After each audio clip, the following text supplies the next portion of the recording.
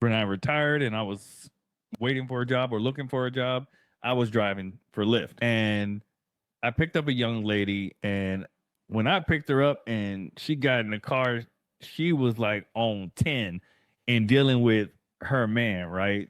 She was telling me about how he wasn't and all of these things and why would he do these things and how, you know, he was once in jail and all this other stuff, right? I just let her talk, right?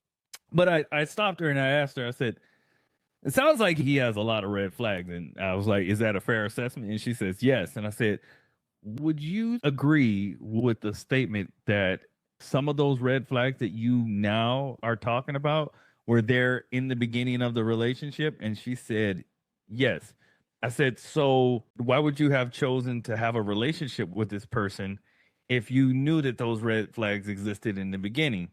And she said, because he was attractive or something along those lines. And I said, so I'm gonna give you some game. It's not gonna be something that you want to hear. I said, the fact of the matter is that those red flags were there in the beginning, but you still chose to get into a relationship with this individual.